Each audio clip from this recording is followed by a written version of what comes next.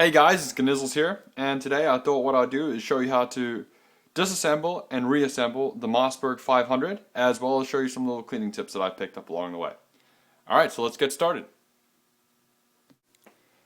Alright, so the first thing we're going to do is we're going to render the Mossberg 500 safe. Now how we do that is we're going to check the magazine tube as well as the barrel. So if I pick up the shotgun and I look down the magazine tube, you'll see that it is physically clear as well as visually clear. Then what I'm going to do is I'm going to push back the slide and I'm going to look down the barrel. Now if I look down the barrel, it is physically clear as well as visually clear. Now we are safe and we can disassemble the Mossberg 500. Now just a quick little thing, if you have an aftermarket buttstock or pistol grip, you actually have to remove it. It's not like the regular stock buttstock where if it's on here it has this little notch that allows you that you don't have to remove the buttstock in order to take it off. Now, in my other video, you see that I have my lovely Blackhawk buttstock that you actually have to remove. It's a little bit hard to remove, so for this video, I'm going to use the pistol grip that I usually have on my Remington 870, which is my home defense rifle shotgun. And it just makes it easier for making this video. So I'm going to go ahead and remove that by unscrewing the Allen key. I don't know if you can see it, it's a little bit hard. The Allen key that's in the back there. And then once I've done that, we'll continue on our video. Alright, so now that I've removed the pistol grip, the next step we're going to do is we're actually going to remove the barrel of the gun. So I'm going to take the pistol grip and I'm going to put it to the side. And let's go ahead and remove the barrel. So what we're going to do is we're going to move the slide a little bit back. About halfway to be exact. So take a look. And then what we're going to do is we're going to remove the little nut, bolt, screw, whatever you want to call it, right off the front. Just unscrew it. Sometimes it's a little bit tight. And you unscrew that all the way. You'll actually see that it starts to pull the barrel away from the gun. And then you basically just slide it right out the front. Now, I recommend that you clean the barrel just like you would clean any other gun's barrel. Just make sure it's nice and clean, because that is where the bullet goes into, or not the bullet, the shell goes into in this case. And just make sure it's nice and clean, the most important part of the gun.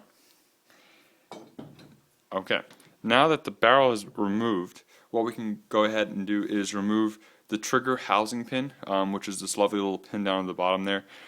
Let me bring it up a little closer to show you. These are your elevator pins, so don't do that. That can give you some big trouble in terms of removing everything if you remove those first. What you want to do is you want to remove the trigger housing pin, which is this one right here. Now, in my case, since I lube everything and I clean it all the time, you'd normally have to hit this out with a hammer if it was a newer Mossberg 500, but you can just push it right through and it pops right out the other side. And this is what it looks like. And we'll go ahead and put that to the side. You don't really have to lube that. You can if you want. Now the next step is going to be removing the trigger housing. Now in my case it kind of just pops right up because I take it apart and reassemble it all the time. But if it wasn't, like, it would normally stay like right in there. Okay. Now what we'll do is to go ahead and we'll pull it out. Just remove it out. You don't really have to clean the trigger group too much. Some people like to disassemble it. To me, that's really complicated. All I do is I lube all the little springs and everything to make sure it's lubed and there's no friction there whatsoever. And then I just put it aside. It doesn't get dirty if you look at it. It's not too dirty.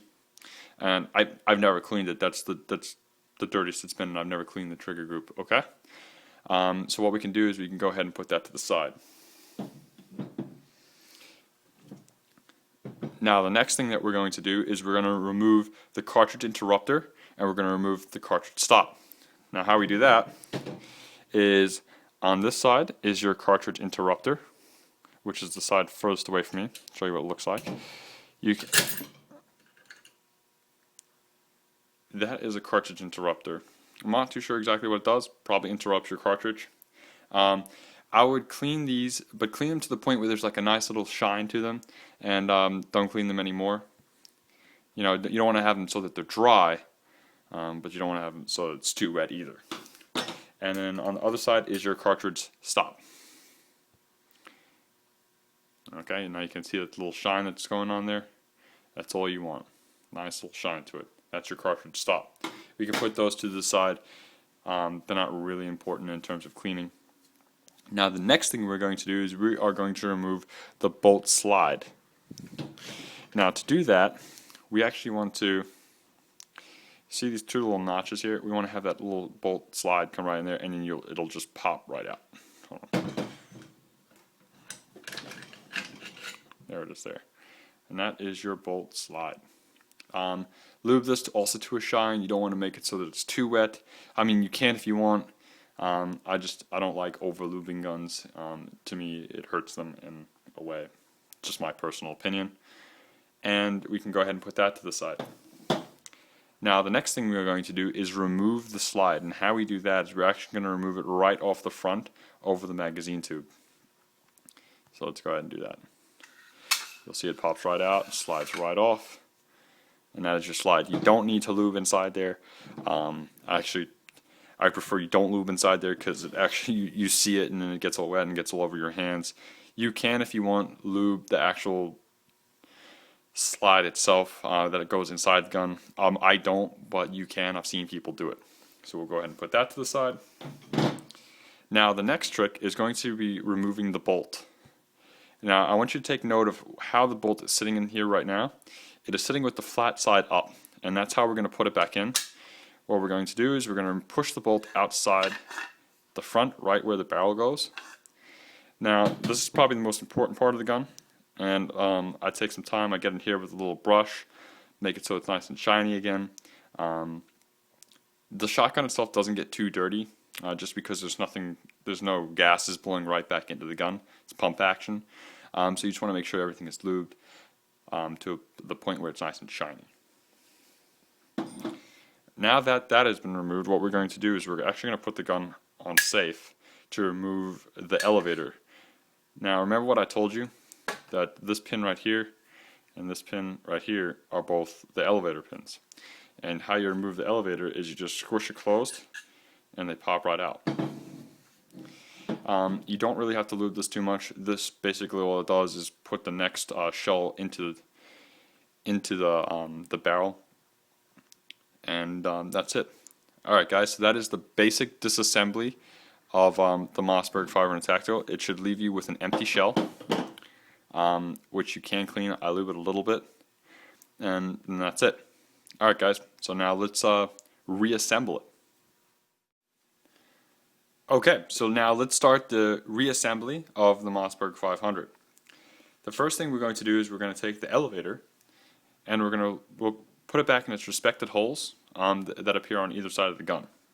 Always make sure that your gun is on safe, otherwise it'll be very hard for you to get your elevator back in. Now, the way we took the elevator out was by squeezing it, and that's exactly the way that we're going to put it back in. I'm going to turn the gun upside down, I'm going to squeeze it, and I'm going to place it right back in its two little holes. And it should just fall nicely into place. Now our next step is going to be placing the bolt back inside the gun. Now remember what I told you? You always want to make sure that the flat side of the bolt is facing towards you and the rounded side is facing away from you. Now what we're going to do is we're going to place this back right where we took it out, which is through the barrel, where the barrel would normally sit. Now my little key thing to you is hold up the elevator tube a decent amount, not the elevator tube, the elevator a decent amount, and then slide the bolt in, and then push the elevator down on top of it, and it'll go in first shot. A lot of people have trouble getting it in on the first attempt because they leave the elevator all the way down, and then the bolt kind of doesn't fit in properly. So that's a key thing to remember, and you'll see that it fits snug right inside, like with the elevator, which is important, and a lot of people don't necessarily understand that. Now, the next thing we're going to do is we're going to place the slide back on, and basically it goes right on through the front of the tube here, slide it all the way down, and you'll notice that it hits, and it doesn't go in on the first shot. It doesn't even match up with the holes, and what we actually have to do is you have to push it up and in. A lot easier to do this when it's upside down. So you push it up, and they slide right in, but they only go in to a certain extent, and if we take a look inside here you'll see why. you'll see that they get stuck right here on like a little piece of metal where the cartridge stop and interrupter would normally go. And how we fix that is by pushing down and then sliding right in. So you push the two down and they slide right in. Now, remember what I told you before, that these two little notches that come out here to kind of make the receiver a lot bigger are very important in reassembling the gun. They're not necessarily important in taking it apart, but reassembling it is important. What we want to do is we want to line the slide and the bolt and everything right up with the front of the notches right over here. So you'll see I've got two notches. I'm going to take it, I'm going to push one underneath so that it sits nice and level right there. So take a look. Alright, perfect. And then what I'm going to do is I'm going to take my bolt and I'm also going to line it up with those holes. Kind of like, you want them kind of midway through the first line on this little kind of like gap here, midway through the first line. Okay. Now our next step is going to be putting the bolt slide. You're going to take this little hook part, and that little hook part actually sits right inside that little gap there. And if you drop it in the first shot, it should drop in on the first try, and then you should be able to move the entire group together. Alright, then what I like to do is I like to push the entire group all the way forward, put my cartridge stop and interrupter in. I'm going to take my cartridge interrupter, which has this little notch. It always goes on the side of the breech, or whatever you want to call it. There's a little hole right here, which it sits in.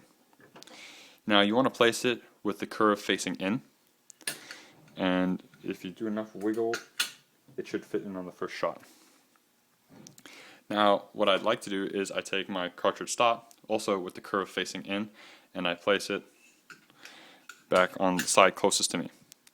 Now something else that a lot of people don't understand is you actually have to keep the cartridge interrupter and stop out of the way in order to put the trigger housing back in.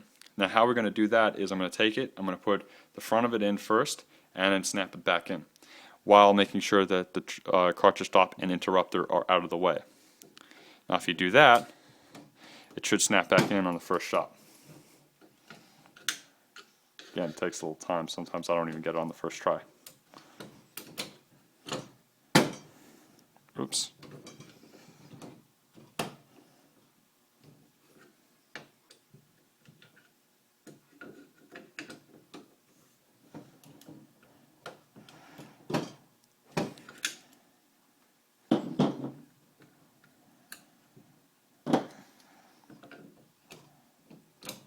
And there we go. Got it in. And then what I'm going to do now is I'm going to take my trigger housing pin and I'm going to place that back in here.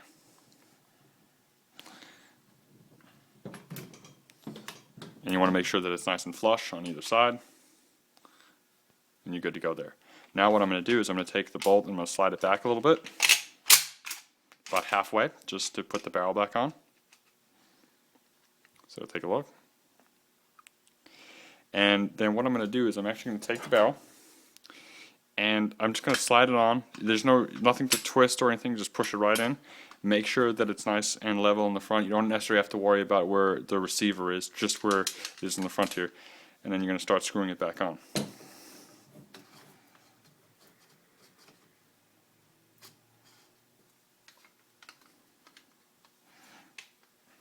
Oops. What I've done is I've unscrewed the barrel itself, or the magazine tube. Alright, so then what I do is I just screw it right back on until it's snug. You don't want to make it too tight because then it'll make it harder to remove the second time. So nice and snug. And that is the basic reassembly of the Mossberg 500. So let's go ahead and render it safe. So I'm going to check the magazine tube. Nothing inside the magazine tube. Check the barrel. Nothing inside the barrel. Let's fire. Take it off safety. Fire. And everything works fine.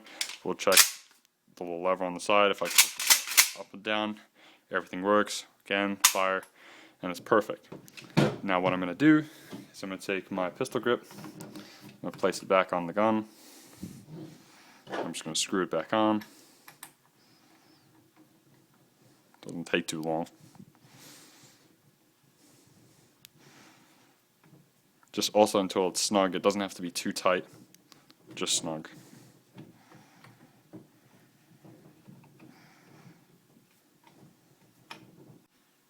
Alright guys, that was taking too long to put back on, but now that it's on, that is the basic disassembly and reassembly of the Mossberg 500.